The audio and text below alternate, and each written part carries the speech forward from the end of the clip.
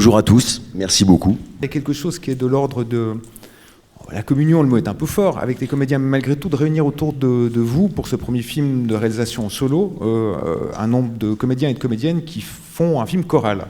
Oui. Et moi, je me souviens d'une comédienne qui disait en riant, mais peut-être pas autant en riant que ça, qu'elle se méfiait des films chorales, parce qu'elle se disait c'est toujours une façon pour le réalisateur de garder le pouvoir et de jamais le donner complètement aux acteurs. Est-ce que c'est vrai ou c'est pas vrai, ça? Est-ce que c'est une vraie communion avec les acteurs ou c'est une prise de pouvoir? Non, c'est pas faux, et en même temps, c'est pas faux, c'est vrai. En même temps, c'est une lourde responsabilité que d'embarquer autant d'acteurs et d'actrices, surtout avec ce talent, ces carrières.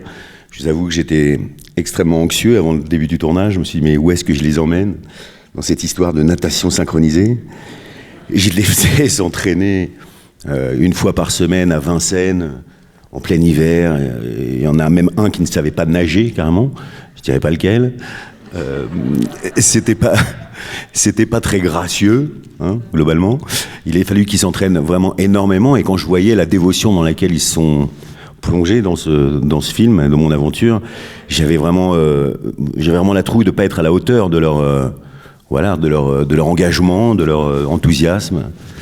Et par contre, c'est vrai que, pour revenir à ce que vous disiez, j'avais très très peur, justement, des petites querelles d'ego, du désavantage du nombre. Voilà. Au même titre que moi, je me méfie toujours des lectures. Quand on fait une lecture d'un film avec les acteurs, tout le monde vient...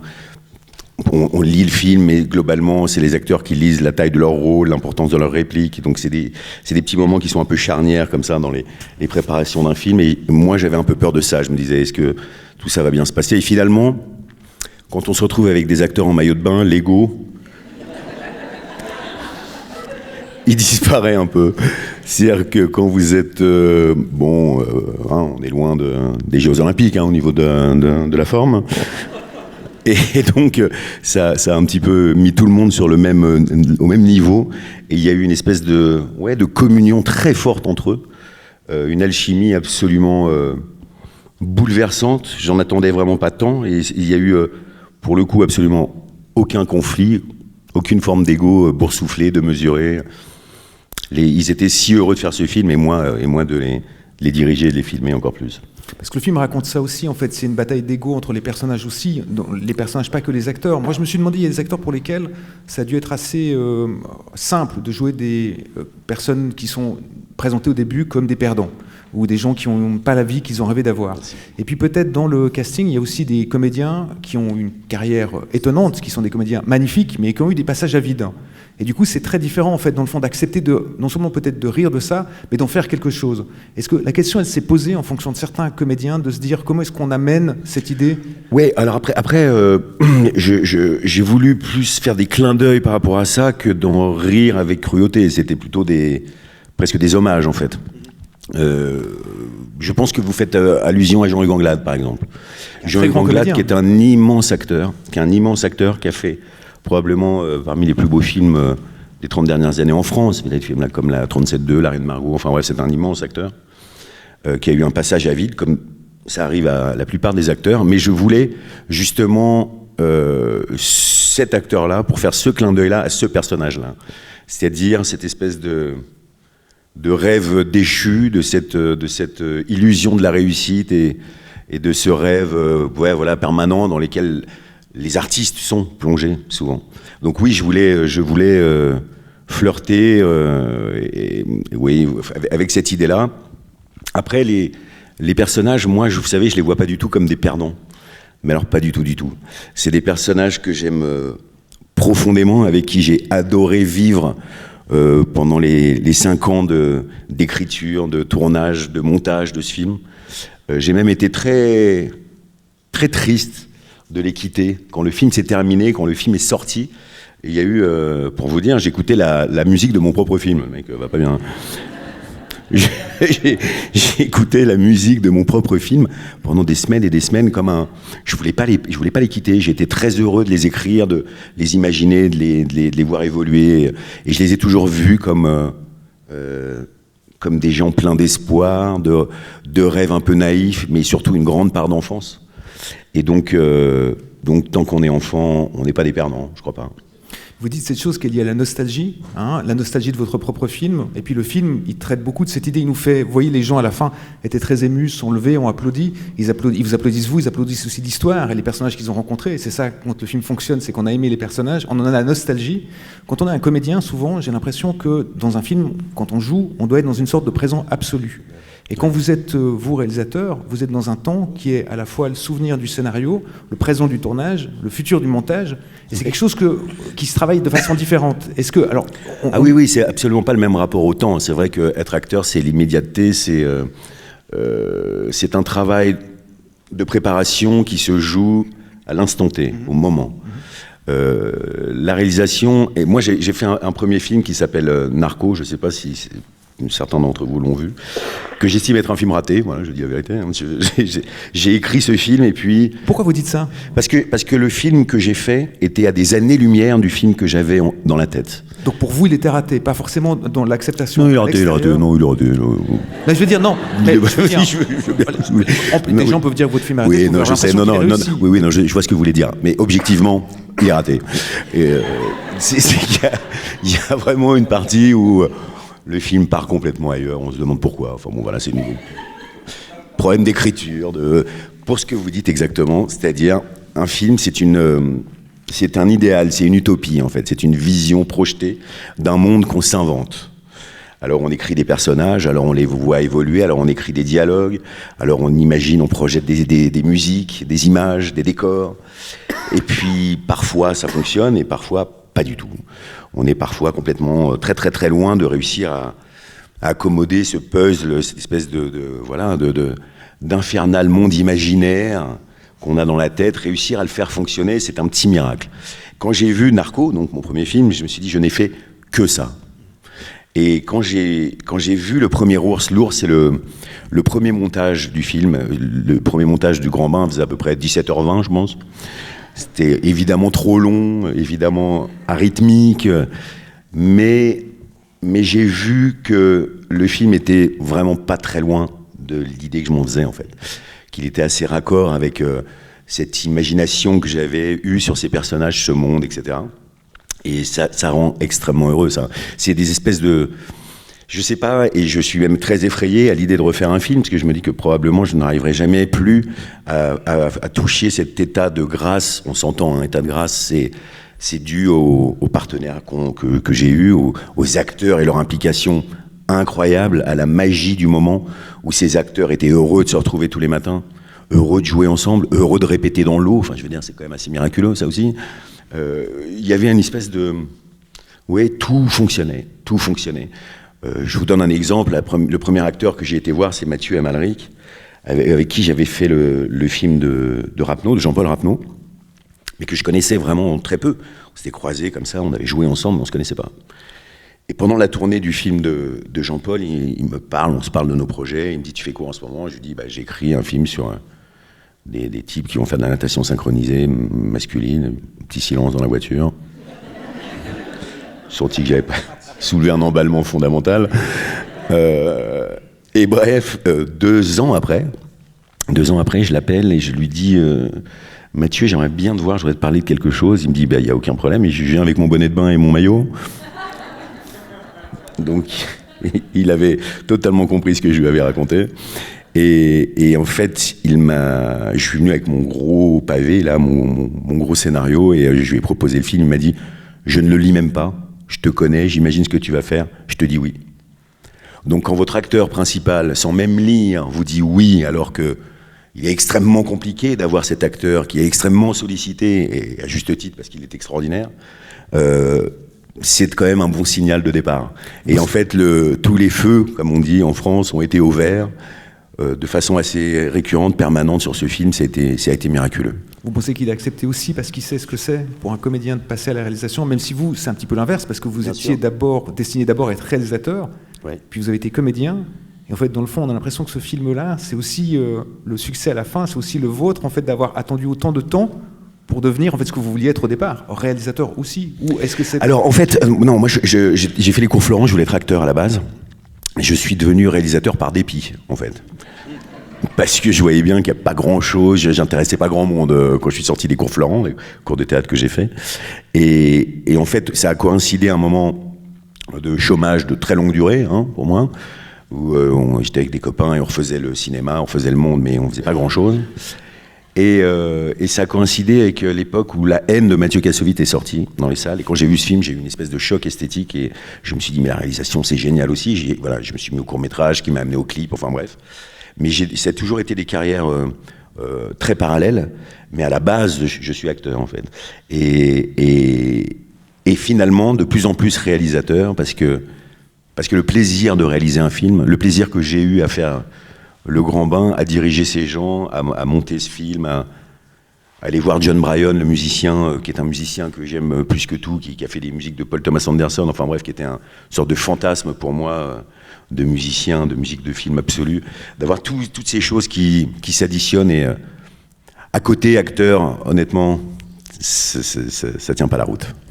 Ça tient pas la route? Non. C'est-à-dire que maintenant, on vous proposerait un rôle et vous auriez la possibilité de faire un film, même un rôle avec un grand réalisateur, une grande réalisatrice, vous feriez votre film plutôt que de jouer dans le film de quelqu'un d'autre? Ouais. Oui, bah oui, définitivement. Mais parce que... alors je dis ça parce que j'ai vieilli, j'ai mûri, pas vieilli. Mais c'est toujours... vous savez, être acteur, c'est être souvent trahi par le regard de l'autre, par l'absence de travail d'un réalisateur qui vous promet quelque chose et qui ne le fait pas à l'arrivée, par l'absence d'un montage qui nous plaît pas, par des musiques qui nous trahissent, enfin il y a 1000 possibilités. Quand vous faites un film, la seule personne qui peut vous trahir, c'est vous-même. Donc vous êtes vraiment dans votre monde, vous êtes responsable de votre univers, et que ce soit l'échec ou la réussite de votre film, c'est votre responsabilité. Au bout d'un moment, l'acteur, alors c'est merveilleux l'acteur, mais c'est extraordinaire d'être un acteur. Déjà quand on a les bons rôles, parce que ça peut aussi être très douloureux, mais c'est pas comparable avec le métier de réalisateur. Vraiment, c'est pas du tout le même métier. Mais on vous trahit pas tout le temps quand même. Non, loin de là. On révèle des fois des choses aussi. Non, loin de là. Mais vous savez, je vais être très honnête avec vous. Je suis plus souvent déçu que ravi. Voilà. Faut être très honnête. Justement, vous disiez à juste titre que quand vous avez vu L'Ours du Grand Bain, vous étiez très proche de l'image que vous en aviez. Mais il y a forcément quelque chose que vous n'aviez pas vu qui est apparu. Est-ce que vous vous souvenez ce que c'était? Est-ce qu'il y a quelque chose, quand vous avez vu ce montage, vous vous êtes dit, j'ai pas pris conscience que le film parlait aussi de ça? Ou pas, peut-être, hein. Sinon, non, en fait, j'avais pas, par exemple, envisagé l'infinie tendresse du film. Voilà, le film est extrêmement tendre et sur le papier, au scénario, on était peut-être un peu plus dans une comédie. Mais après, c'est aussi le montage et puis le regard avisé de mes producteurs et de mes collègues qui ont fait qu'on est allé encore plus vers la tendresse. Mais le film, effectivement, quand je l'ai vu, je me suis dit, le film est vraiment... Il est tendre, voilà. Mais il a fallu que ces choses-là soient filmées. Donc vous en êtes pas rendu compte quand vous le faisiez, le fait que cette tendresse était en train d'infuser le film? Non, parce que encore une fois, c'est un kaléidoscope, c'est un puzzle qu'on monte et qui est si large. Vous savez, le Grand Bain, je l'ai tourné 15 semaines et demie. Donc vous avez, au bout de la 7e semaine, vous avez presque oublié la première. C'est une machine qui avance, c'est un train qui avance. Et on avance avec, et on construit petit à petit cet édifice, brinque-ballant, sans savoir vraiment où on met les pieds, en fait, sans savoir vraiment le résultat final. Le résultat final, on l'a quand on voit le premier montage. Ce qu'il faut, c'est justement d'avoir cette vision et d'essayer de la garder le plus longtemps possible, exact dans sa tête. Mais faire un film, c'est faire un dîner qui n'en finit pas. Oui, donc il faut alimenter les conversations, il faut alimenter les sujets, il faut plaire, il faut charmer, il faut avoir une conversation permanente pendant 15 semaines et demie. Mais on ne sait pas si on a passé une bonne soirée à l'arrivée. On joue aussi un rôle, on joue le rôle du réalisateur. Exactement, et il faut être enthousiaste et il faut persuader, et parfois on est enthousiaste et on persuade des gens sans savoir absolument pas de quoi on parle. On est obligé de leur dire, mais si, vous inquiétez pas, ça va être super, machin. Mais t'es sûr de ton truc? Ouais, sûr, alors que pas du tout sûr du tout. On ne sait pas où on met les pieds, donc c'est quelque chose de très aléatoire, très fragile, et c'est pour ça que c'est aussi beau. Et vous aviez en tête cette peur de la trahison que vous avez des fois ressentie quand vous étiez acteur. Vous disiez, est-ce que je ne suis pas en train de les trahir quand je monte? Est-ce que... Mais si, et c'est pour ça que j'ai eu peur avant, parce que j'en ai pas dormi pendant 2 semaines, quand j'ai vu tout ce monde que j'avais convoqué, et qui m'avait fait confiance, encore une fois, qui s'était entraîné et tout, je me suis dit, mais où est-ce que tu les emmènes? Où est-ce que tu mets les pieds? Ça se trouve, tu vas faire le pire film de l'année. Quand on envisage ce film et qu'on se met... qu'on commence à le regarder de façon un peu anxieuse, anxiogène, ou avec des terreurs nocturnes, on se dit, mais je vais les mettre en maillot de bain, faire de la notation synchronisée, mais qu'est-ce que je suis en train de faire? Ça se trouve, ça va être ridicule. Donc en fait, c'est extrêmement effrayant, mais oui, après il y a ce second souffle qui arrive et qui fait que on se sent motivé, on se sent investi, on se sent imbattable à un moment donné. Je sais pas comment dire. Voilà. Ce qui n'a pas été le cas dans mon premier film, encore une fois. On va redire un mot de ce premier film, parce qu'on a dit au début, en fait, dans le fond, qu'il y avait une sorte de tendresse aussi pour les gens qui étaient des fois vus comme des perdants, hein, et qu'on n'était pas véritablement, tant qu'on pouvait regarder quelque chose qui était de l'ordre de l'enfance. Dans ce premier film que vous dites avoir raté, il y a quelque chose, malgré tout, qui vous a aidé à faire le grand bain. Est-ce que vous avez à vous dire quoi? Vous vous souvenir, qu'est-ce qui vous a aidé à faire le grand bain? Est-ce qu'il y a de la sympathie qui reste pour ce premier film? Ah oui, une infinie tendresse, évidemment, bien sûr, énormément de sympathie. Non, quand je dis ça, quand je dis raté, je suis extrêmement dur avec moi-même, mais parce que c'est une fois, je parle de l'idéal qu'on a en tête et la réalité de ce qu'on fait. Donc j'étais très loin de cet idéal, on va dire. Mais c'était mon premier film et j'ai une infinie tendresse parce que c'est, voilà, pour les souvenirs et pour l'expérience que ça a été. En fait, c'est simplement de... Mais qu'est-ce qu'il en reste, par exemple, dans le grand bain? Vous pensez peut-être rien. Ce qu'il en reste, c'est cet amour des gens qui ne sont pas des flamboyants, des gens qui ne sont pas des conquérants, des gens qui ne sont pas des... Voilà... des gens du 21e siècle, c'est-à-dire des gens qui se laissent vivre un peu doucement, qui souffrent un peu en silence, sans les réseaux sociaux, sans cette idée de la réussite permanente. Enfin voilà, des gens qui sont... moi, je suis intimement persuadé, il y avait déjà un peu de ça dans Narco, mais je suis un amoureux du collectif, je suis un amoureux de la transmission, du vivre ensemble, du partage. Je suis intimement persuadé que c'est dans le groupe que peut naître l'euphorie. Et voilà, c'est une idée à laquelle je souscris absolument, et c'est une thématique dans mon cinéma, oui, bien sûr. J'ai l'impression qu'on vit une époque très, très solitaire. On est dans des mondes qui, bizarrement, on partage de plus en plus sur les réseaux sociaux, etc. Mais en vrai, on est de plus en plus seul. Et ce film, c'était pour moi montrer à quel point il est important d'être ensemble, de partager, de s'écouter, de ne pas se juger. Et d'éviter tant soit peu le cynisme. Voilà.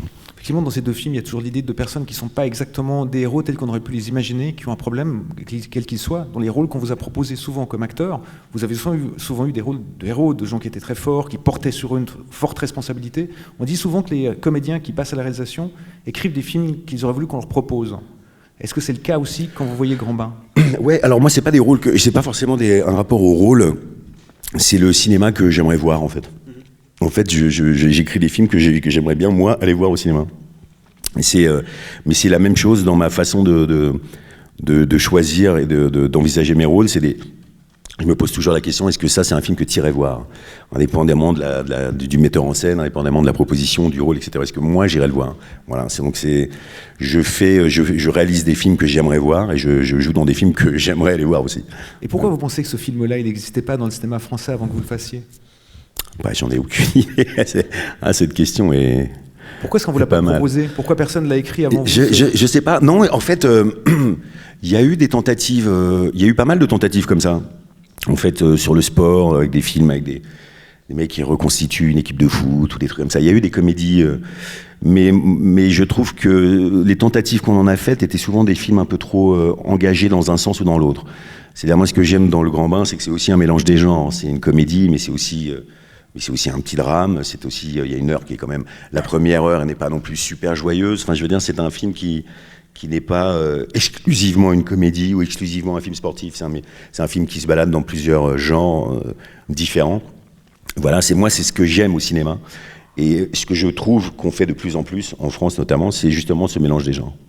Mais vous ne pensez pas aussi qu'il y a dans votre film quelque chose qui n'est peut-être pas complètement français? Vous le racontiez dans la préparation, c'est-à-dire le désir de mettre un challenge pour les comédiens, un challenge physique. De dire, Oui. en fait, la psychologie des personnages, comme elle répond aux critères d'une comédie, elle est assez lisible, et c'est pas là où vraiment se pose, en fait, dans le fond, la question. Il y a des résolutions de personnages comme dans tous les scénarios, et ça fonctionne avec les ficelles qui sont très importantes d'être précises de la comédie, mais qui sont des bonnes ficelles de comédie. Après, il y a autre chose qui se passe dans votre film, et qui est peut-être moins français que les anglo-saxons, peut-être ont un goût peut-être plus prononcé, de demander à des comédiens de dire, va falloir faire ça, va falloir que vous appreniez à le faire, que vous exerciez pendant tant de mois, que vous fassiez vraiment une chorégraphie dans l'eau, cette idée du challenge physique, quelque chose de très physique dans votre film. Est-ce que c'est peut-être pour ça qu'on ne vous l'a pas proposé? Non, mais en fait, c'est aussi... moi, je crois que l'engagement physique pour un acteur, c'est extrêmement important. C'est si vous arrivez sur un plateau, en ayant appris vaguement votre texte, et que tout se fait sur le plateau, c'est-à-dire en l'espace des 8, 10 ou 12 semaines du tournage, bon, si vous avez un challenge supplémentaire, c'est-à-dire une préparation physique, si vous avez déjà dans votre tête une espèce d'organisation, d'organigramme, et puis voilà, un but, un sens, vous dites là, dans 6 mois, je vais être convoqué à cet endroit, la caméra va filmer ça, il faudra que je sois parfait. C'est un autre engagement. C'est une autre façon de s'investir dans un film. Des films, quand on est acteur, on peut en faire 5 par an, si on veut, si on a envie. Mais si on s'implique vraiment, on n'en fait pas autant. Et s'investir physiquement, c'est déjà s'investir dans le rôle avant même qu'on l'envisage. Donc en fait, moi, quand j'ai vu mes acteurs, quand je voyais voilà, Poulvord, Philippe Catherine, tous ces gens dans la piscine s'entraîner dur, en rigolant, c'était extrêmement joyeux. Mais ils étaient déjà convoqués, ils s'étaient déjà convoqués avec eux-mêmes. L'engagement physique dans lequel ils se retrouvent, c'est déjà en soi une grande préparation pour un rôle. Puis ils parlent tous de zéro, parce qu'avec la natation synchronisée, il y a peu de chances qu'un acteur ait des compétences. Vous voyez, quand Guillaume Canet fait un film sur l'équitation, on se dit, il a des compétences. Oui, non, là, il y en avait zéro. Mais là, il y en a zéro. Là, il y avait vraiment zéro compétences. On est parti de très loin. Ouais. Mais de très loin, et au début j'ai la première répétition, je me souviens, l'entraîneuse, qui est l'entraîneuse de l'équipe de natation synchronisée féminine olympique, donc elle sait de quoi elle parle, elle les a regardés, elle m'a regardé, elle m'a fait... Ça n'ira pas. On n'y arrivera pas. D'accord. Mais vraiment un non définitif, quoi. D'accord. Ça m'a fait paniquer, et puis là, vous avez dit aux acteurs, là vous avez tenu votre rôle en disant ça va aller, vous êtes super, ouais, je leur ai fait croire qu'ils étaient gracieux et tout, et ça leur faisait vraiment plaisir en plus. C'était là, c'est vrai, je suis bien sûr que c'est vrai. Non mais j'ai senti que j'avais bien fait le truc.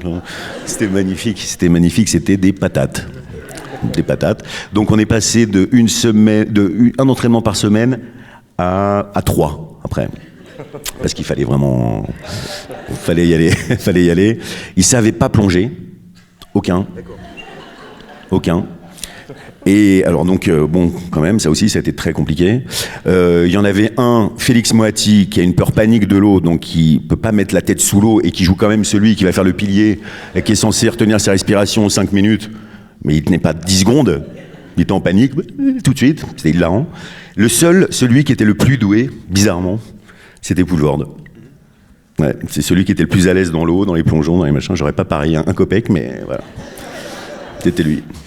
Avant qu'on propose aussi au public de poser des questions, vous avez parlé du montage, vous avez vu l'ours, hein, le premier montage, la première version du montage, il y a quelque chose qui est très différent quand on est comédien, quand on est réalisateur, c'est que quand on est comédien, on joue au moment du plateau, quand on tourne, et puis quand on est réalisateur, on continue de faire jouer les acteurs quand on monte. On continue de les monter, donc d'affiner les prises, de trouver... Ça, c'était quelque chose que vous aviez déjà découvert dans le Narco, malgré tout, mais quel plaisir vous avez eu à continuer à diriger les comédiens au montage, hein. Est-ce que ça a changé aussi votre façon de jouer par la suite, pour vous, comme réalisateur? Non, parce que j'ai vraiment pas fait. J'ai fait vraiment une grande distinction. Non, en fait, le montage, c'était un plaisir de continuer cette aventure, parce que j'étais très heureux, très à l'aise, très heureux d'être dans ce film et avec ces personnages. Non, après, ça a été. C'est surtout essayer de pas les trahir. Voilà. Parce qu'encore une fois, quand je vous dis, on peut être trahi par un film, par un montage, par un réalisateur, par 1000 options.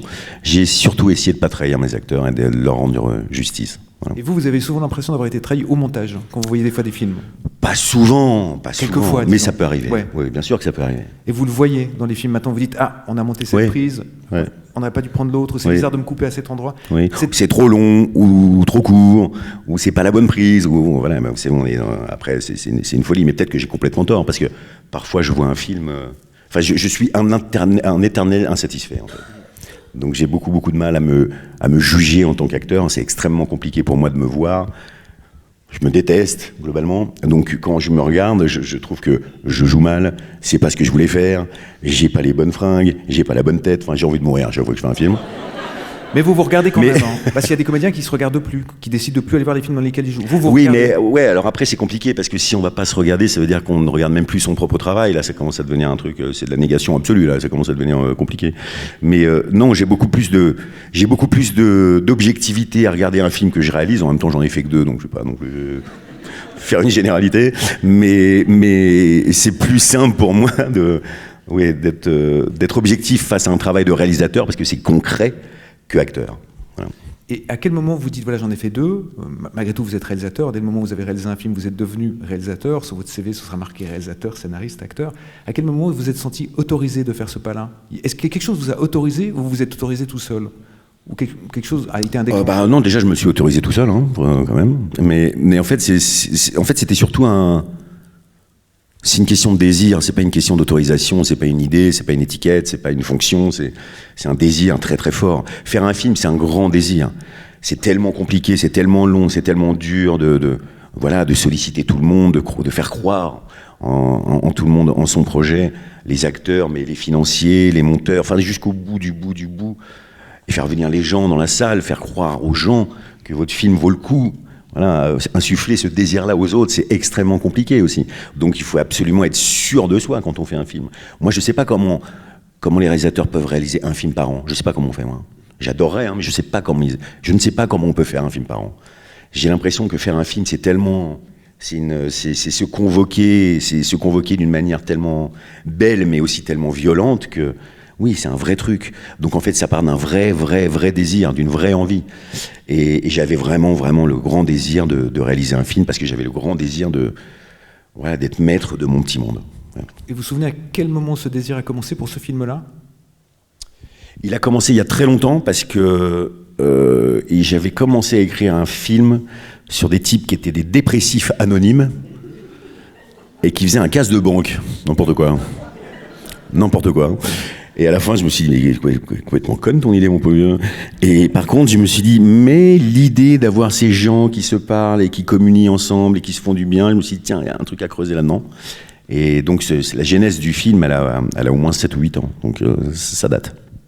Il reste quand même quelque chose dans le film de cette idée du gang, de la préparation, du film de groupe d'hommes. On peut penser à Ocean Eleven, à des choses comme ça. Oui. Quand ils font leur petit casse là, chez Leclerc, hein, j'ai quand même gardé un petit film de cambriolage.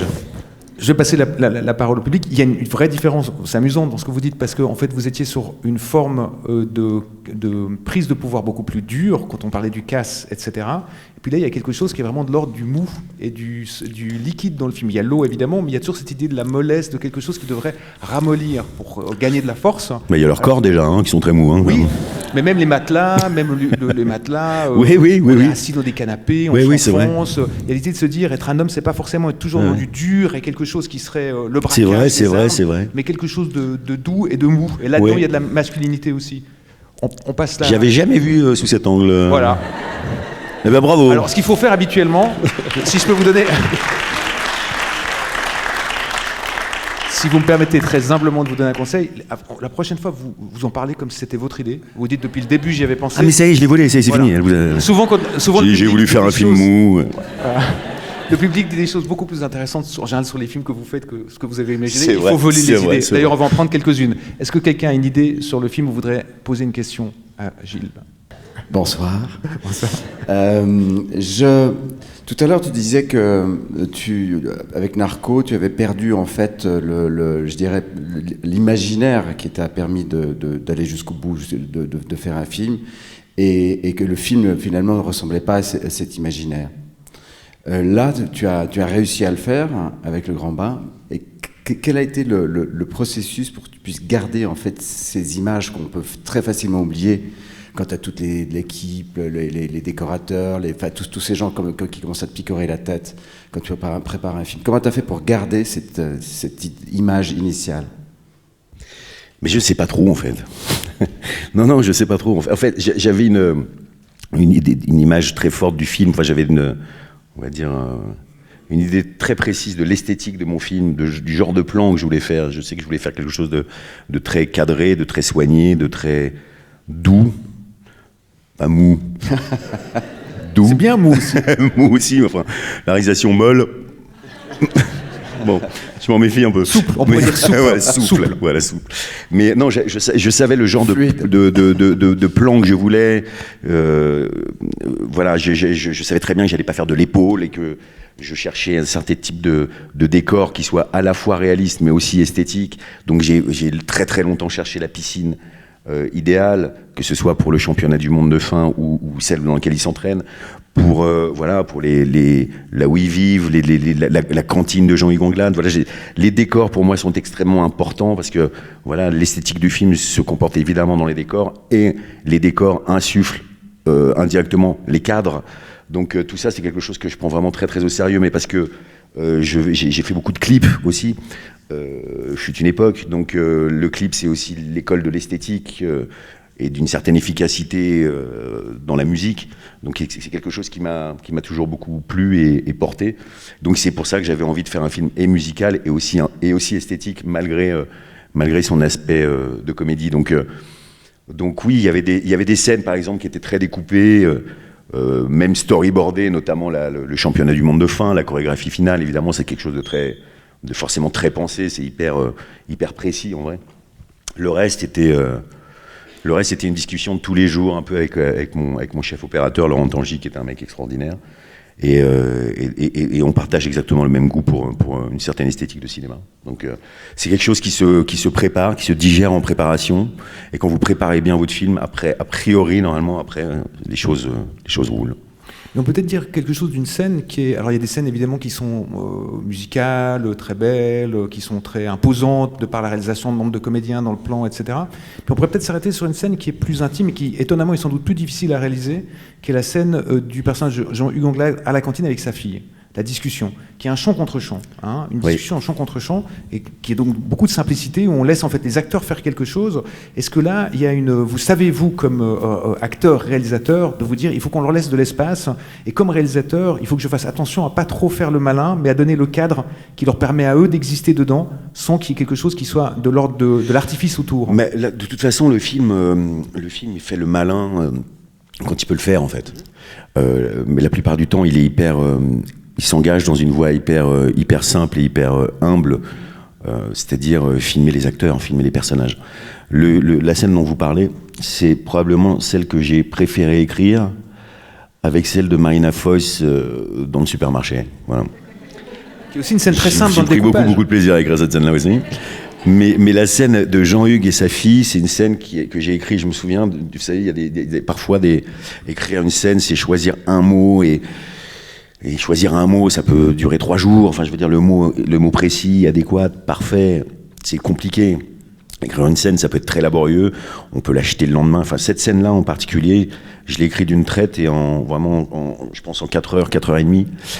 Et bizarrement, elle était extrêmement fluide à l'écriture. Elle a été extrêmement fluide au tournage parce que la scène qui est montée, c'est la première prise et de l'un et de l'autre. Mmh. Et je me souviendrai toute ma vie parce que c'était vraiment au tout début du tournage. J'ai commencé le tournage en faisant les personnages pris un par un. Je voulais pas les avoir tout de suite, tous dans la piscine. Donc on a tourné à Grenoble et j'ai commencé avec Jean-Hugues Anglade. Donc c'était vraiment au tout début du film. Et il a joué cette prise et puis avec sa lèvre qui tremblote et ses cheveux comme ça. Il y avait une telle émotion dans la scène, je me suis retourné, je regardais, toute l'équipe avait les larmes aux yeux, et voilà, dans ces cas-là, il n'y a même pas de direction, il n'y a rien à dire à l'acteur. Dites si vous voulez en refaire, on en fait, mais moi j'ai tout, on a dû en faire 3, et ça s'arrêtait là. Et vous pensez qu'il aurait été différent si ça avait été à la fin du film? Forcément, évidemment, dans le tournage, mais qu'est-ce que ça aurait changé? Parce que, j'ai dit faire le malin, mais c'est pas le bon terme. C'est quand on fait une comédie et qu'on se rend compte que ça commence à marcher, on peut se dire, on a envie en fait tout le temps que ça tourne à plein. Et des fois, il faut accepter effectivement qu'on soit dans des choses qui sont mais moi j'avais simples. pas du tout dans l'esprit de faire une comédie qui tourne à plein. Donc je savais très bien que le film allait être un peu arythmique dans cet esprit-là. Je savais très bien que c'était pas un film qui était une machine de guerre, de comédie. Au contraire, je savais que c'était un film qui allait être un peu mélancolique, avec certains passages, qui flirtaient même avec une forme de tristesse. Et je l'avais totalement envie d'assumer ça. C'est ce qui me plaisait vraiment, vraiment beaucoup dans l'idée. Non, j'ai travaillé avec les acteurs de façon indépendante et isolée au début, déjà parce que pour les apprivoiser, pour les connaître, parce qu'à part Guillaume Canet et Benoît Poulvorde, les autres je les connaissais pas du tout. Donc il a fallu que je m'adapte à eux, que je vois comment ils fonctionnent, se dire voilà, elle a besoin de ci, lui il a plus besoin de ça, lui il a pas besoin du tout d'attention, lui il faut absolument le diriger. Et puis aussi c'était une manière de les challenger un peu aussi. C'est vrai que je leur disais, oh, hier, ce qu'il a fait à Malric, c'était formidable. Là, tu dis, ah bon, il était bien, hein? Ah oui, il était bien. Ah oui, il était formidable. Ah ouais. Et derrière, ils étaient tous à fond. Et après, ils se sont tous retrouvés. Et quand ils se sont retrouvés, c'était extrêmement joyeux, extrêmement fatigant d'avoir Benoît Poulvorde dans une piscine 24 heures. C'est un type qui ne parle pas, il hurle. Toute la journée. Donc, avec l'écho d'une piscine, vous ressortez, vous avez la tête comme ça. Mais je dis ça avec beaucoup, beaucoup d'amour et d'affection parce que c'est un type tellement généreux qu'il faisait rire toute l'équipe et tous les acteurs et les actrices toute la journée. C'était un bonheur. Donc, par exemple, la scène de Guillaume Canet avec sa mère, Claire Nadeau, c'est aussi une scène que vous avez plutôt tournée au début du tournage. C'est aussi des choses qui étaient un peu... Toutes les scènes qui sont des scènes d'intimité, entre guillemets, personnages étaient faites au début. Ouais. Ouais. Donc ensuite, est-ce qu'il n'y a pas eu une sorte de petite, pas de terreur, mais de petite anxiété à l'idée de se dire, on a eu chaque fois un petit rapport indépendant avec chacun, il y a beaucoup d'intimité dans ce genre de scène, et maintenant, ça va être le grand bain, ils vont tous être dedans, on va les avoir tous. Non, parce que eux comme moi et comme l'équipe, on avait aussi envie de toutes ces scènes de groupe voilà, on crée aussi une espèce de, voilà, on tire l'élastique, on tire cet élastique du film choral qui va à un moment donné exploser. Donc tout le monde avait envie de se retrouver au bout d'un moment, tout le monde. Mais en plus, eux, ils se connaissaient bien parce qu'ils se sont vraiment entraînés énormément. Donc ils ont noué des relations, qui m'ont presque même dépassé, parce que quand je les ai retrouvés dans la piscine tous ensemble, je voyais qu'ils se connaissaient extrêmement bien, qu'ils étaient déjà très proches. Parce qu'ils viennent de familles de cinéma assez différentes, de genres de cinéma aussi assez différents. C'est pas comme vous avez fait des films chorales comme ceux de Cédric Clapiche, où il y a une sorte de troupe presque d'acteurs qu'on reconnaît, qu'on connaît, qui se connaissent. Oui, là, oui, c'est très différent dans votre film. Oui, mais alors justement, moi, j'avais pas du tout envie de ça. J'avais pas du tout envie de. J'ai déjà fait des films chorales comme Les Petits Mouchoirs, etc., où on est très vite associé à une bande, à une troupe, à une famille de cinéma. Et la famille de cinéma, au bout d'un moment, c'est inhibant. Il faut savoir en sortir. Autrement, on s'enferme. Moi, je déteste les chapelles au cinéma. Je déteste les familles. Je déteste les étiquettes. Et j'avais au contraire envie de faire un film avec plein de gens de plein d'univers extrêmement différents, pour pas dire opposés. Et justement, montrer que Mathieu Amalric peut rigoler avec Alban Ivanov, qui lui-même... va prendre beaucoup de plaisir à tourner avec Philippe Catherine, qui est un type qui vient de la planète Mars. Mais c'est vraiment extrêmement joyeux de mélanger tous ces gens, etc. C'était très très joyeux. Quand on était à Grenoble, qu'on s'est retrouvés tous et qu'on a fait les scènes d'entraînement où ils courent, Leïla Bekti les fait courir dehors, etc. Le soir, on se retrouvait, il y avait Amalric qui jouait au piano, Philippe Catherine qui chantait, Benoît Poulvorde qui braillait au bar. Il y avait une espèce de bordel comme ça, mais qui moi, me réjouissait. C'est tout ce que j'aime. C'est la manière dont j'envisage la vie. C'est-à-dire des gens extrêmement différents, mais qui s'apportent tant. Et alors, est-ce qu'on les dirige de la même façon? Est-ce qu'on dirige Philippe Catherine, est-ce qu'on accompagne Philippe Catherine non. Mais comment est-ce qu'on fait alors quand ils sont tous dans le cadre? Franchement, Philippe Catherine, je le connaissais vraiment pas du tout. Enfin, je connaissais son univers musical. Lui, je le connaissais pas du tout. Et quand j'ai écrit ce personnage de Thierry, là, de Titi, je me disais, mais qui va pouvoir jouer ce truc-là sans faire une caricature, sans tomber dans le côté un peu naïf, gnangnan, enfantin, bref. Et j'ai été voir Philippe Catherine pour lui proposer le rôle d'Alban Ivanov, à la base. Sachant que c'était un type qui vraiment... J'avais un grand appétit pour son monde, son univers et ce qu'il était, mais je ne le connaissais pas en tant qu'acteur, véritablement. Et je le rencontre dans une brasserie à Paris, je le vois, on va se prendre un petit peu de charcutaille. Si tu veux. Avec un petit peu de vin. Bah, très bien. J'étais épaté. J'étais au spectacle.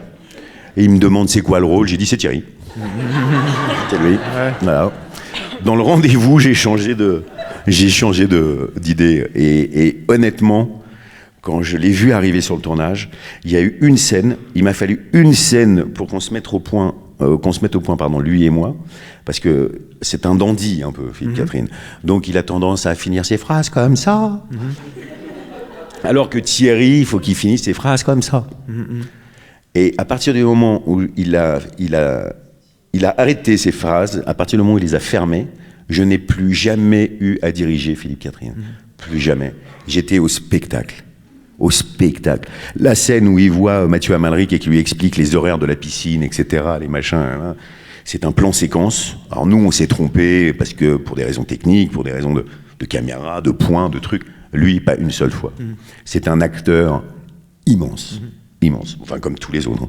Et quand on les a tous ensemble à l'image, à un moment donné, on ne peut pas être aussi précis dans la façon de diriger, il faut qu'on trouve une sorte de direction commune. Ouais, mais vraiment, très sincèrement, et c'est pas du tout la langue de bois, j'ai pas eu vraiment à beaucoup diriger ces acteurs-là. Hein. C'est quand même des immenses artistes. Tous, autant qu'ils sont, donc c'est des réajustements, on va dire. C'est plutôt, c'est un accompagnement plutôt qu'une direction. Voilà, une direction, le mot est trop fort. Je les ai accompagnés plus que dirigés. Enfin, vous les avez choisis, c'est déjà une direction. Exactement. Oui, voilà, 2 questions. Madame et puis Madame, peut-être ici, au centre ou en haut, je sais pas, c'est égal. Voilà, allez-y ici. Ma question, elle est très simple. Vous êtes donc réalisateur et acteur, et là vous parliez justement d'accompagnement, comme si c'était... le fait de diriger toute cette équipe d'acteurs était un accompagnement justement. Pourquoi est-ce que vous ne vous êtes pas mis en scène, vous? Est-ce que c'était dû justement à... Je voulais vous poser la question, est-ce que c'était dû à cette complexité de réalisation et de se mettre aussi en tant qu'acteur, se mettre en scène? Mais du coup, comme vous parliez d'accompagnement, je me demandais si c'était si complexe que ça, et pourquoi vous ne vous étiez simplement pas mis en scène. Voilà. Vous avez posé la question et vous avez répondu en même temps, c'est magnifique. Parce que non, mais pour les raisons que vous invoquez, c'est que c'est déjà parce que je me voyais pas diriger les autres en maillot de bain. Pour commencer. Ah, vous n'êtes pas de ces réalisateurs qui disent je montre aux acteurs que je suis capable de le faire et je me mets en costume de bain. Non, je me voyais pas en slip derrière le combo en disant on va le refaire. Ok les gars. Ils vous l'ont pas demandé? Non, si,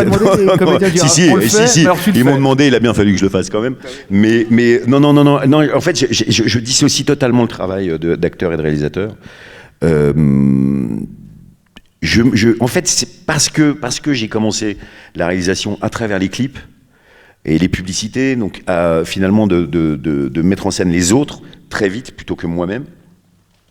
Je me suis jamais vraiment posé la question. J'ai joué dans mon premier film, Narco, je joue un patineur, je vais toujours chercher des idées bizarres quand même. Patineur artistique, tueur à gages. Voilà, une idée comme une autre. Hein. Et en fait, j'avais pas pris beaucoup de plaisir à jouer dans mon film. Parce que je dissocie totalement le truc. C'est-à-dire que j'adore l'idée de la mise en scène, de regarder les autres, d'être attentif au travail des autres. Et puis moi, j'écris, je réalise, je joue dans d'autres films. Quand je joue pas dans d'autres films, je parle de moi dans les interviews, comme je suis en train de le faire là. Donc faire un film, c'est aussi un peu être en récréation de moi-même. Et ça me fait du bien. Et de voir le travail des autres, moi, il n'y a rien que j'aime plus que le talent des autres et être émerveillé par le talent de tous ces gens. Pendant 15 semaines et demie, ça a été vraiment probablement le plus beau souvenir de ma carrière. Donc voilà, ne pas me mettre en avant quand je fais du cinéma, en tout cas en tant que réalisateur, ça me fait un bien fou, ni plus ni moins. Avant de donner la parole à la dame qui est juste, vous n'avez pas l'impression que vous avez découvert quelque chose qui est des fois le fait qu'on peut trouver les acteurs bons même quand ils ne se trouvent pas bons, ou les trouver beaux quand eux ne se trouvent pas beaux à l'image. Quand vous avez été dans cette position de réalisateur et que vous les regardiez, est-ce qu'il y a quelque chose que vous avez compris sur le fait des fois de vous dire on m'a choisi dans cette prise-là, je me demande bien pourquoi, moi je n'aurais pas pris celle-ci? Mais non, parce qu'en fait c'est insoluble. C'est que parfois les acteurs veulent absolument refaire une prise alors que je l'ai déjà depuis. Je dis mais ça sert à rien, je l'ai déjà. Non mais laisse-moi, je t'en prie, j'ai oublié de faire ça, j'ai oublié de lever l'œil là à ce moment-là. Je dis mais personne n'en a rien à foutre que tu lèves l'œil à ce moment-là. C'est des idées, vous savez qu'on se fait de l'acteur qui fixe sur un truc et qui veut. Moi je trouve que les acteurs qui sont absolument préparés à ce qu'ils veulent faire, qui savent exactement de façon méthodique comment ils vont le faire, etc. m'ennuient profondément. Profondément. C'est John Wayne qui disait I don't act, I react. Donc en fait, il suffit que le partenaire en face de vous marche à gauche plutôt qu'à droite, et là vous êtes complètement déstabilisé. Donc il faut absolument que les choses se créent sur le moment. Et les acteurs qui se regardent en train de faire en disant mais j'ai pas fait ci, j'ai pas fait ça, ça veut dire qu'ils sont pas totalement abandonnés à la scène qu'ils sont en train de jouer, puisqu'ils sont en train de se regarder en train de la jouer. Donc on est déjà dans l'erreur. Mais voilà, moi je me souviens de Claude Miller qui m'avait dit un jour, pareil, je voulais absolument refaire des prises. Il m'a dit, mais Gilles, la prise, je l'ai depuis au moins 10 minutes, 15 minutes, tu veux absolument refaire. Et il me dit, tout ce que tu fais, c'est moins bien que ce que tu as fait avant. Et sache un truc, c'est que plus t'en fais, moins t'es bon. Bon, ça va un peu calmer. Et en fait, c'est ça. En fait, c'est ça. L'acteur doit totalement se laisser aller au regard du metteur en scène, mais parfois, et je le dis en connaissance de cause, on n'arrive pas à s'arrêter à cette idée parce que l'acteur se fait une idée du rôle qui souvent est à côté. Ça montre aussi qu'il est attaché au rôle qu'il est en train de jouer. Oui, mais encore une fois, on ne peut pas être jugé parti. C'est juste. Madame. Oui, bonjour. Déjà, merci beaucoup d'être là. Je trouve ça super. Merci aussi, Monsieur Pérez, d'organiser ces rencontres du 7e art. C'est vraiment génial. Et j'aurais une question pour revenir sur la direction un peu plus personnelle et relationnelle. Comment ça a été de diriger Guillaume Canet? On sait que vous êtes très proches l'un de l'autre. Est-ce que du coup vous lui avez demandé des conseils? Est-ce qu'il s'est permis lui de vous en donner? Je voudrais savoir un peu ce côté-là justement. C'est la première fois que c'est le sens inversé ou c'est vous qui le dirigez? Merci. Non, en fait, moi quand je suis dirigé par Guillaume, je suis dirigé par Guillaume. Donc je ne vais pas lui donner je vais pas lui dire ta caméra, tu devrais pas la mettre là, mon coco. Ça va pas aller là. Déjà parce que je vais me faire envoyer. Voilà. Et ensuite, c'est justement, ça a été probablement Guillaume la personne la plus pas compliquée, mais la plus étrange à diriger à travers ce groupe. De par notre relation, de par de la relation extrêmement intime et proche qu'on a l'un et l'autre, je pense qu'il y avait peut-être une petite forme de jalousie chez lui, de me voir diriger d'autres acteurs qui ne sont pas ni de sa famille, ni de la mienne en plus. Donc forcément, la nouveauté, forcément, quelqu'un qu'on ne connaît pas, on accorde peut-être un peu plus d'attention, à tort, mais probablement que je prêtais plus d'attention aux autres qu'à Guillaume. Mais il me l'a fait payer, vous inquiétez pas. mais c'est un grand plaisir, mais par contre, voilà, c'est comme quand je tourne avec lui, et j'adore tourner avec lui, on est chacun à sa place, mais encore une fois... Comme on est très proches dans la vie, quand je fais les petits mouchoirs, nous finirons ensemble, ou ce genre de film avec lui, ou là récemment Astérix, et c'est bien normal, il a une attention qui est toute particulière avec les autres acteurs, moins avec moi, puisqu'on se connaît tellement par cœur. Donc voilà, on prend peut-être des raccourcis maintenant. Mais est-ce que quand on fait un film comme celui-ci, qui en plus est un vrai succès, qui était alors, quand on regarde les chiffres avant Covid, ça fait rêver, mais effectivement, c'est un film qui a fait énormément d'entrées. Vous voyez, ce matin, le film, il a déjà été plusieurs fois diffusé à la télévision. Les gens continuent de venir le voir en salle. Est-ce que ça a tendance à éloigner ce succès-là d'autres réalisateurs ou acteurs? Ou est-ce qu'on se dit, oulala, est-ce qu'on va le prendre comme comédien? Est-ce que vous avez l'impression que ça crée de l'éloignement? Une sorte de, peut-être des fois de jalousie ou de l'éloignement? Non, non, éloignement, non. Jalousie, c'est sûr. La France est passée maître dans l'art de la jalousie. On a un petit problème avec ça, nous, quand même. Moi, j'ai vu même l'attitude de certains journalistes. C'est-à-dire qu'en fait, en France, le succès est associé à quelque chose d'assez vulgaire. C'est-à-dire que j'ai présenté Le Grand Bain à Cannes, et j'ai eu à peu près 17 minutes de standing ovation, ce qui est absolument fou. Je ne savais même plus où me mettre. C'était absolument incroyable. J'ai vécu... Vous venez d'humilier le public, ils ont fait que 3 ou 4 minutes. Il faudra qu'on s'y remette à la fin. On va se relever à la fin, voilà. Levez-vous. On va passer pour les crétins. Je disais pas ça du tout pour ça, je vous rassure. Mais non, mais c'est donc voilà, il y a eu Cannes, il y a eu la presse était dithyrambique, c'était vraiment un conte de fées. Et le film est sorti.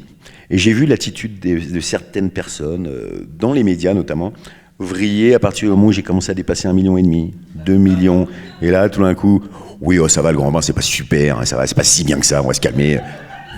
Bon. Et des critiques qui commençaient à sortir, oui, voilà. Donc c'est ça la France. Il faut bien, mais pas trop. Mais est-ce que ça inhibe pour refaire un autre film? Est-ce que ça vous a un peu... Est-ce que ça me... Oui, est-ce que ça vous angoisse du coup de faire maintenant le 3e? Non. Alors, le succès, pas du tout, parce que de toute façon, je ne pourrais jamais refaire un succès comme celui-là. Enfin, il y a très très peu de chance. Et courir après cette idée-là, c'est être un crétin des Alpes, parce que c'est pas moi qui vais décider de ça, de toute façon. Non, encore une fois, comme je vous le dis, au contraire, c'est un film qui me donne énormément de liberté énormément de courage, parce que ce succès me donne l'opportunité de pouvoir faire à peu près ce que je veux pour mon prochain film, ce qui est une chance en or quand je vois le nombre de gens qui rêveraient de faire du cinéma, qui ont du mal à pouvoir en faire, qui ont du mal à pouvoir faire leur sujet. Voilà, c'est un miracle. Donc je profite de ce miracle pour au contraire essayer d'être le plus culotté possible, entre guillemets, donc le moins effrayé. Parce que si je suis effrayé, alors je vais faire un petit truc formaté pour essayer de faire un bis repetita du grand bain, ce qui serait une erreur fondamentale. Non, ce qui m'effraie, c'est est-ce que je vais retrouver cet état extraordinaire dans lequel j'ai été quand j'ai fait le grand bain. Voilà, ça c'est effrayant, bien sûr. Mais le sujet sera fondamentalement, et même le genre du film, pour vous, il doit être différent. Il faut faire un film contre l'autre. Il faut se dire, je fais un film qui n'a rien à voir avec le grand bain, le prochain... Ah non, rien à voir, je fais un film sur le water polo, là. Sur, pardon Sur le water polo. Non, là je vais faire une comédie romantique, musicale, ultra violente. D'accord. Rien à voir, donc. On va être dans du dur, ce coup-ci. Voilà. Mais qui sera quand même très tendre. Très tendre. Voilà. Ouais. Il y a une question ici devant, mais oui, alors attendez, il y a déjà une question derrière, excusez-moi. Allons-y, oui. En fait, dans la scène où ils sont dans le... Enfin, ils font pour la compétition du monde, et c'était des professionnels qui le faisaient ou c'était vraiment eux? Ah, très bonne question. Alors, c'est vraiment eux, tout, sauf... Non, j'entendais. Non, sauf les jambes. Voilà, quand les jambes sont en l'air, voilà, ou quand elles sont très bien chorégraphiées d'en dessous, c'est pas eux. Les jambes en l'air, même en s'entraînant pendant 10 ans, ils y seraient pas arrivés. Donc, en fait, le petit subterfuge, c'est qu'ils se sont entraînés, leur chorégraphie, tout ce que vous voyez, c'est vraiment eux, mais ils ont pied. Ouais, c'est décevant, je sais. On peut huer pendant 10 minutes. Mais non, vraiment, ils seraient pas arrivés. C'est trop physique, c'est trop dur. Et puis ils ont pas l'âge. Je veux dire, c'est des acteurs qui, voilà, ils ont plus 12 ans tous. Donc il a fallu que quand on a un ami comme vous, on n'a plus besoin d'ennemis, hein, parce qu'en fait, depuis beaucoup de des comédiens, ils étaient un peu gros. Moi déjà, je les ai mis en maillot de bain. Déjà, ils peuvent plus me blairer, donc je suis plus à ça près. Hein. Oui. Non, mais donc pour te répondre, tout ce qui est les jambes en l'air, etc., c'est pas eux. Le reste, c'est vraiment eux. Voilà. D'accord. C'est déjà pas mal.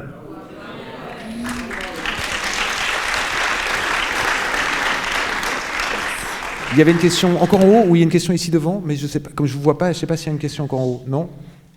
Tout d'abord, votre film est prénom. Vraiment, j'ai adoré. Félicitations. Je vous souhaite plein de films comme ça. Maintenant, ma question, c'est la suivante. Est-ce que vous parlez que c'est un film sur des anonymes, des gens des histoires tristes, un peu solitaires, et vous avez fait un choix des comédiens parmi les meilleurs et les plus attirants qui existent. Est-ce que vous pensez qu'un bon parti des succès des films est dû au choix des comédiens? Je pense que c'est grâce à eux, évidemment. Bien sûr. Je pense que c'est aussi peut-être la curiosité de voir des gens si différents se retrouver dans un même film. Mais bien évidemment que voir, je pense, Philippe Catherine avec Benoît Magimel, moi, je te trompe de film, avec Benoît Poulvorde, Guillaume Canet, voilà, Jean-Hugues Anglade, Mathieu Amalric, Léla Becti, Virginie Efira, Marina Foïs. Enfin, bien sûr, moi je pense que j'irai voir ce film tout de suite, évidemment, parce que c'est tellement une proposition différente et avec des acteurs si brillants. Voilà, moi indépendamment, je vais voir tous leurs films, donc réunis, forcément, bien sûr. Et puis peut-être aussi cette curiosité malsaine de les voir en maillot de bain. Il y a l'idée de la troupe, hein, encore une fois, l'idée du groupe, du collectif. Pourtant, vous avez fait très peu de théâtre, qui est l'endroit du collectif. J'en ai même pas fait du tout. Mais pour quelle raison? C'est un choix, on vous en a pas proposé, c'est un autre métier, pourquoi? J'ai pas du tout la réponse. C'est que on m'en a pas proposé. Quand on m'en a proposé, j'avais pas le temps de pouvoir le faire. Je le ferai. C'est sûr que j'irai au théâtre, mais pas tout de suite. Pour jouer, et pas pour mettre en scène. Ah oui, pour jouer. Oui, pour jouer, j'adorerais, mais en même temps, ça m'effraie un petit peu, pour être honnête. Cette convocation tous les soirs, au même endroit, à la même heure, il y a quelque chose que, moi je suis d'un naturel un peu impatient, et Et j'aime le cinéma justement parce qu'il y a ce côté troupe, mais c'est un cercle itinérant. Voilà, on se balade, on change de décor. C'est quelque chose de très vivant, le cinéma. Le théâtre m'effraie, et à tort, j'en suis absolument sûr, m'effraie dans son côté figé, c'est-à-dire même soir, même endroit, même achat. Pourtant, il y a moins de risques de trahison pour le coup, pour les comédiens. Il y en a même, oui, absolument. Il y en a relativement peu. Mais je suis totalement d'accord avec vous. Ouais. Je m'explique pas vraiment la raison, pour être honnête. Est-ce qu'il y a encore une question? Oui, une ici. Et vous, madame, parce que vous avez le micro. Allez-y. Je ne sais pas si c'est après avoir vu votre film, mais il y a un homme, de qui je ne me rappelle pas, je ne sais pas le nom, qui a décidé de faire partie d'une équipe féminine de nage synchronisé. C'est le seul homme avec des femmes, ici en Suisse romande. Ici? Vous avez entendu ça? Oui. Eh bien, bravo à lui. C'est très intéressant parce que c'est un homme avec toute l'équipe, en effet, et ils sont ensemble. Vous pensez qu'il est coupable? Mais vous pensez que c'est à cause du film? Oui. Ou grâce? Non, il continue, il est absolument fait partie de l'équipe. Ben, c'est génial. Oui, voilà. C'est une information que vous avez. Une information. Il a fait quelque chose de... Oui, c'est pas une question, hein, on est d'accord. Il a fait bouger quelqu'un. Parce que là, j'avais pas de... On peut se renseigner, on peut trouver. On peut l'applaudir, ce monsieur, voilà. Il y a une question encore au centre de la salle. Bonjour. Tout à l'heure, vous parliez de la relation au succès dans votre film, et ma question est la suivante. Est-ce que vous avez une fierté ou justement une petite jalousie du César de Philippe Catherine dans votre film? Ouais, j'étais très jaloux. Non, justement, je voulais savoir si en tant que réalisateur, il y a une fierté. Ah oui.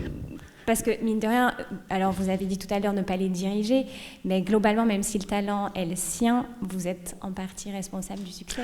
Ah, mais vous savez, vraiment, c'est probablement la chose qui m'a rendu le plus heureuse avec le succès du film, on ne va pas se cacher non plus. Mais le César de Philippe Catherine, ça m'a rendu fou de joie. Fou de joie parce que je me suis remémoré encore une fois cette rencontre dans la brasserie dont je vous ai parlé tout à l'heure. C'est cet acteur qui avait tant travaillé et j'imaginais pas à quel point il était si brillant. Vraiment, je ne soupçonnais pas l'acteur extraordinaire qu'il était en fait. C'est un pari que j'avais fait sur lui parce que je l'avais vu dans 2-3 choses, mais je savais pas que c'était cet acteur-là. Son sérieux, la façon dont il a envisagé ce rôle, dont il a... Voilà, moi, ce personnage, j'ai adoré l'écrire. J'ai encore plus aimé le voir interprété par Philippe. Il a donné naissance à ce personnage d'une manière si belle, si tendre, si naïve, si généreuse, enfin bref. Et le voir avoir le César, ça a été... j'en ai eu vraiment les larmes aux yeux. Et le discours qu'il a fait, en plus, était absolument sublime. C'est quand même la première fois que j'entends un acteur qui parle et qui salue son personnage, qui doit exister encore quelque part. Voilà, il y a une poésie chez cet homme qui est bouleversante. Et j'étais très, très, très, très heureux pour lui. Vraiment. On arrive au bout de la rencontre, mais vous avez dit quelque chose sur Astérix. Vous avez tourné, ou vous allez tourner, ou c'est déjà tourné? J'ai tourné, j'ai joué Obélix. Alors, ça se voit encore un peu. Non, mais comment est-ce qu'on... Ça, pour le coup, c'est monumental, parce que vous interprétez un personnage qui vit avec nous depuis très très longtemps, en bande dessinée, puis par une interprétation de Gérard Depardieu qui est magistrale. Il en a vraiment fait quelque chose de complètement étonnant. Oui, je sais. Alors, je vous dis ça. Voilà. Comment ça va? Vous vous sentez bien? Enfin, non, mais comment c'est de reprendre ce rôle-là? Parce que, est-ce qu'on va regarder ce qu'il a fait? Est-ce qu'on décide de faire complètement autre chose? On ne peut pas faire complètement autre chose, on fait Obélix. Donc... Il y a pas. Après, je vais être très honnête avec vous, j'ai jamais eu aussi peur de toute ma vie. J'ai vraiment eu la trouille au ventre pendant tout le tournage, pendant la préparation. J'avais un type qui me faisait me faire 2 heures de muscu tous les jours, je grossissais à vue d'œil. Bref, puis les premiers jours, je vois mes couettes, la moustache, je dis qu'est-ce que je suis en train de faire? Et puis après, et puis comme vous l'avez dit, Gérard Depardieu qui est l'acteur français, l'acteur du monde même. Donc passer derrière lui, c'était un enfer, parce que tous les jours en plus, les gens me disaient passer derrière Gérard.